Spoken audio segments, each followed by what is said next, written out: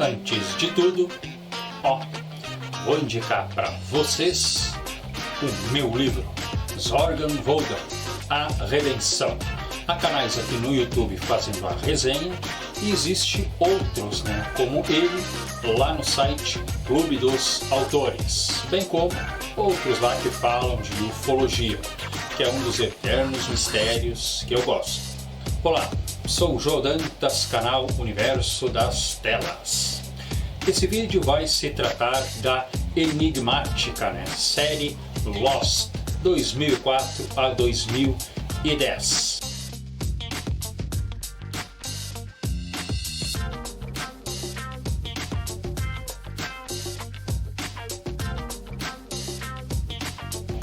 Era 22 de setembro de 2004 e um Boeing da empresa Oceanic Airlines, voo 815, saía da Austrália e ia para Los Angeles, até que em certo ponto sofre uma tremenda turbulência partindo ao meio. Dos 324 passageiros, apenas 65 sobrevivem em uma ilha. Desses 65, cerca de 8 acabariam sendo os mais importantes, o que não impediria de outros seguirem de forma paralela e alguns até aparecerem por alguns episódios e desaparecendo. Sendo eles de várias nacionalidades e de origem de vida bem diferenciado, eu chamaria eles até de comunidade da praia, já que é na praia que eles têm aí se fixado um pouco mais, teriam um difícil entrosamento entre eles, complicações para manter a sua sobrevivência e de repente viriam certos mistérios, enigmas e até habitantes agressivos daquele lugar. Para piorar um pouco mais, os habitantes ali acabam descobrindo que o Boeing estava com um problema e eles acabaram andando por horas e horas na direção errada, ou seja, sofreriam ainda da angústia, que não haveria um resgate tão cedo. No início da segunda temporada, descobre-se que cerca de 25 sobreviventes a mais. Eles estavam na parte traseira do Boeing, que acabou caindo em outra ilha. Mas hoje são cerca de meia dúzia e finalmente eles teriam um contato com um lado um pouco mais agressivo de outros habitantes da ilha.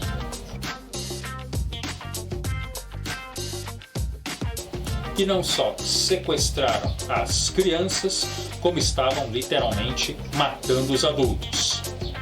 Agora, além de uma turma bem violenta e misteriosa, somando ainda a dificuldade de sobrevivência, a angústia com o futuro, a difícil integração entre eles, aos poucos vai surgindo também os ditos flashbacks, em que os personagens da ilha, que já demonstraram ser muito bem dirigidos, produzidos e carismáticos, mas flashbacks da vida deles, mostrando como eles foram parar na Austrália e por que depois estavam retornando para Los Angeles. E fica bem claro que a turma é mais complicada do que se imagina. Por exemplo, o rostinho de anjo da Kate, que vai fazendo ali tipo uma namoradinha do líder médico Jack, na realidade uma fugitiva da justiça. O gordinho, meio assustado e sempre comilão Early, na realidade é um milionário. O Said, que ao lado do Locke está entre os meus dois preferidos, na realidade ele é um iraquiano, trabalhava no lado violento, de espionagem até de tortura do Iraque. E sempre fiquei imaginando o que será que esse cara pode aprontar com essa turma. Mas incrível, ele acaba se tornando um grande aliado e até fazendo um grande sacrifício no final da série. Lamento, a atriz, conhecida atriz aí, que fazia a personagem Ana Lúcia, tremenda combatente, ela que acaba sendo aí, a namorada lá em Velozes e Furiosos, daquele careca carismático, líder daquela turma, bem como o Echo, um negro que também tem uma vida complicada na África.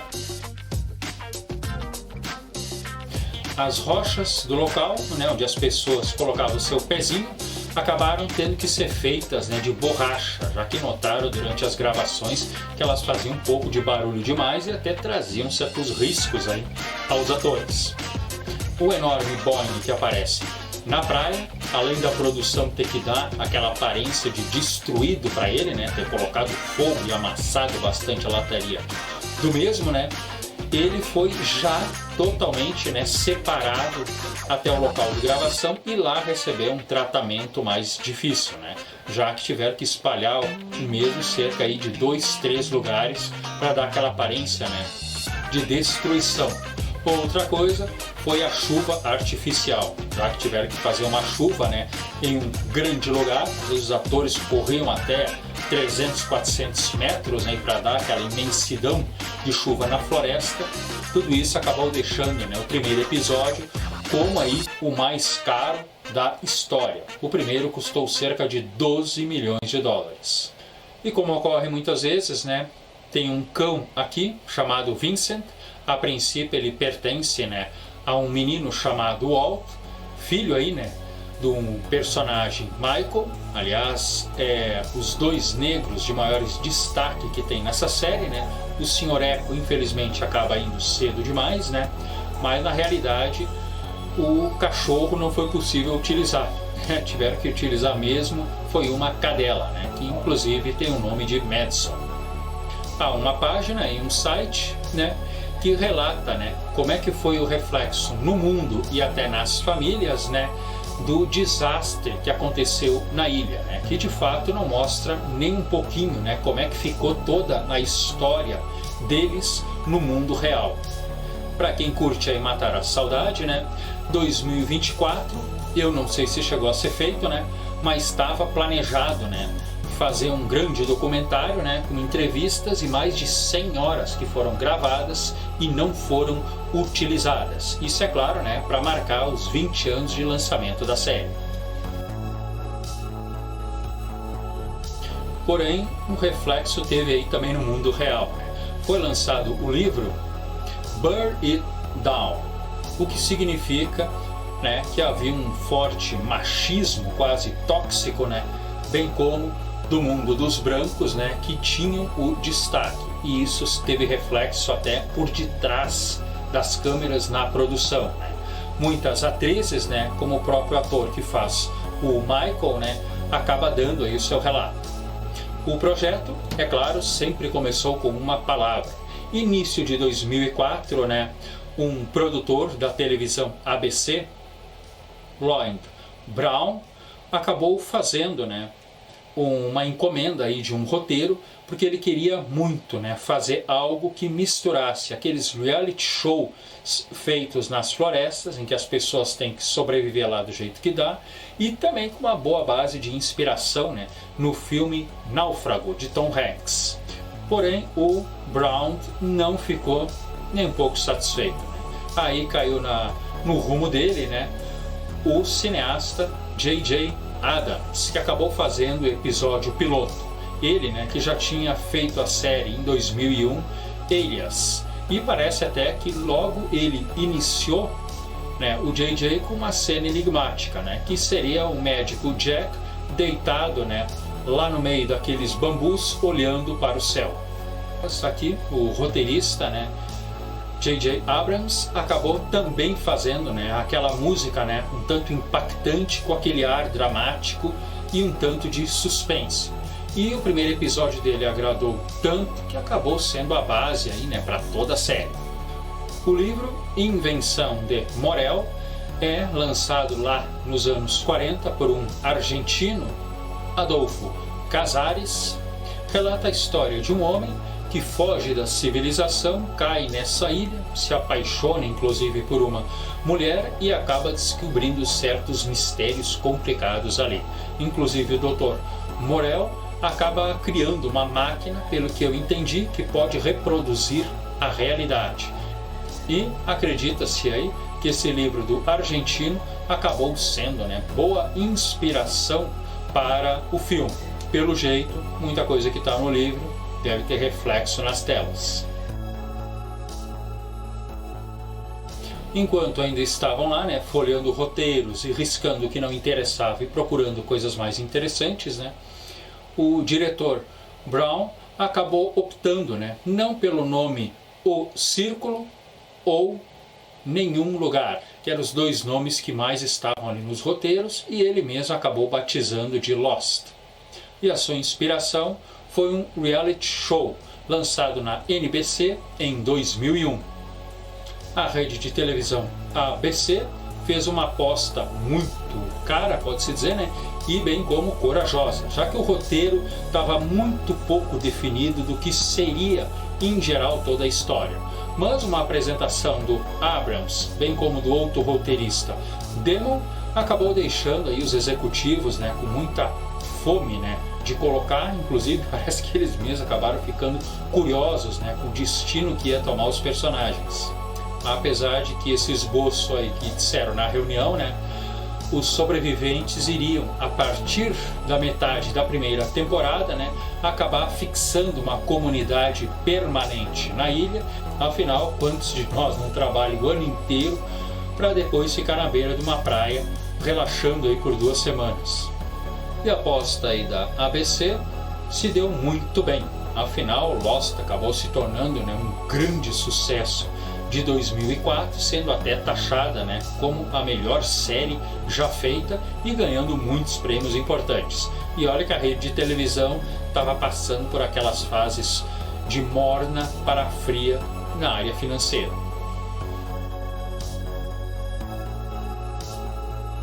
Mas as injustiças existem, né? O diretor aí, Brown, acabou sendo demitido pela Disney, que então era dona, né, da ABC, por ter abusado no orçamento, aí, gastando demais na série, né? J.J. Abrams, né, e acabou participando só da primeira temporada.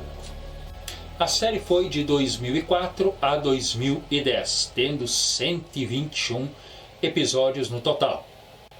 Da primeira à terceira temporada, a média foi de 24 episódios, né? Quarta temporada, devido a uma greve que ocorreu ali dos roteiristas, acabou caindo ali para 14 episódios, né? Mas depois, né, a quinta e sexta acabou tendo 17. Aliás, o episódio piloto, que custou 12 milhões de dólares, ele ainda é o recordista, né, de custo de um episódio criado, né, para a televisão. Cada episódio mostra um flashback do que aconteceu até ali, deixando a pessoa bem situada. Que não vamos esquecer, gente, que mesmo já estando lá em 2004, 2006, a ideia, né, de todo um box de DVD de uma série, ou que dirá ser colocada no streaming, né, ainda era uma teoria, né? Portanto, era muito importante esse flashback. O início não tem como ser melhor, né? Aparece uma tela escura, vem a palavra Lost em branco, girando de cabeça para baixo, ficando nítido pouco a pouco, com uma música meio sinistra e terminando de uma forma forte. Porém, relatam aqui que conforme for o país, essa entrada pode ser diferente.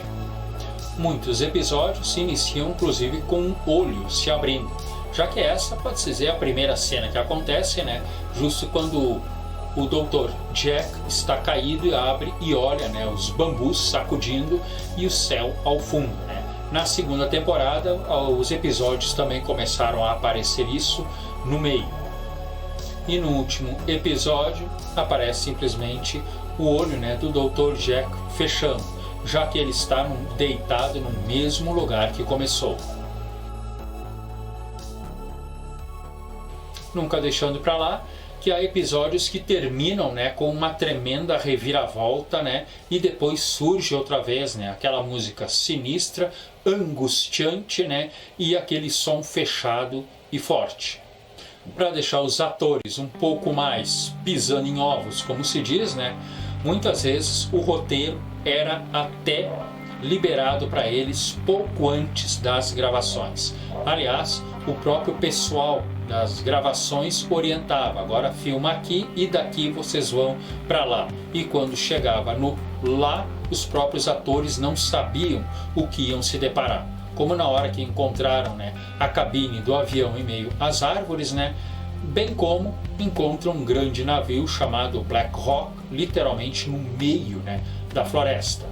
Na música, como eu já falei, né, o roteirista e diretor, né, Abrams acabou fazendo, né, a música inicial, porém depois passaram para o compositor Michael Giacchino, né, que utilizou aí uma orquestra, mas ele também utilizava objetos, pode-se dizer, bem nada a ver, como alguns pedaços de metal pendurado batendo, né, em uma fuzilagem.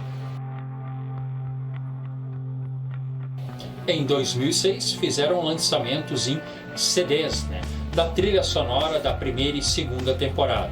É claro que além daquelas músicas orquestrais ligadas direto à série, também colocaram músicas da cultura pop, como aquelas, né, que o próprio gordinho Hurley ficava escutando, né, já que ele tinha, né, um porta-CD que ouvia músicas que aparecia no final dos episódios, né, até que de repente simplesmente a música faz um e para, porque a pilha acabou.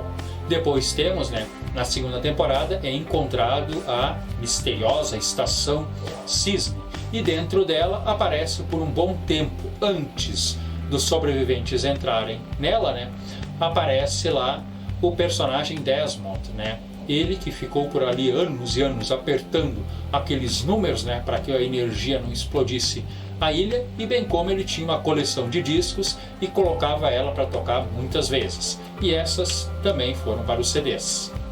Alguns dizem que essas músicas, né, da cultura pop, elas estão aí disponíveis e sempre tinha a ver com a situação da série ou de algum personagem que estava em destaque, né, naquele episódio. O local das filmagens, né, foi toda feita na ilha, eu vou botar o nome dela aqui, né, mas eu acho que é Oahu, né, é uma das ilhas, né, do arquipélago, né, que compõe várias ilhas, né, que depois chamam toda aquela região, né, de Havaí. Inclusive nessa ilha, né, pelo que eu noto, é a ilha até mais moderna, né, e ali fica a capital desse arquipélago, né, esse aglomerado de ilhas, chamada Honolulu. Alguns até acreditam, né, eu não acabei não procurando informação, já que de repente, né, ali pela terceira temporada surgem duas ilhas, né, uma delas inclusive, né, é onde fica, né, um local onde o líder dos ditos os outros, né, habitantes mais antigos, né, o Ben foi operado nessa segunda ilha, que eu vou chamar assim, e as informações dizem que era uma pequena ilha que estava ali do lado, né, dessa ilha que eu acabei de citar aí. Outros dizem que não, é simplesmente a mesma ilha, apesar de eles utilizarem, né, uma ilha menor que tinha ali só para fazer umas filmagens aí ao longe para fingir que as gravações estavam sendo feitas lá. Logo ali na primeira temporada temos inclusive um momento, né, em que o Jack acaba encontrando uma caverna, já que pouco a pouco outro enigma, gente, é aparecer fantasmas, né, de pessoas conhecidas dos sobreviventes, né, e que depois viria a ser outra tipo de pessoa, né, outro tipo de energia que está ali. Mas o fantasma aparecia e conversava com o sobrevivente. O Jack aqui foi conduzido pelo falecido pai dele até uma gruta muito bem, né, com sombra, com água, e que ali já encontrariam dois cadáveres, né, dois esqueletos, pode-se dizer, que já estavam ali há muito tempo. Porém, a história dessa gruta é um pouco mais cavernosa no mundo real, né? Essa gruta foi gravada de fato dentro de um local que era um escritório, né, da empresa Xerox, ali em Honolulu. E esse escritório ficou fechado a vida inteira, porque em 1999 um funcionário foi demitido, voltou lá e abriu fogo, matando vários funcionários. Como existe uma nacionalidade muito grande, né, ali também aparecem momentos, né, em que as filmagens dizem que são na Coreia do Sul, no Iraque, Los Angeles, Austrália, mas tudo isso seria na área urbana, né, desta ilha. Aliás, aqueles momentos, né, que mostra a guerra Tempestade no Deserto, início dos anos 90, principalmente quando está ali o Said, né? Foram gravadas de fato em um bunker da Segunda Guerra Mundial. Esse vídeo vai encerrando por aqui. Dê o OK, faça aí o seu comentário, inscreva-se, entre para a família e vamos seguir juntos.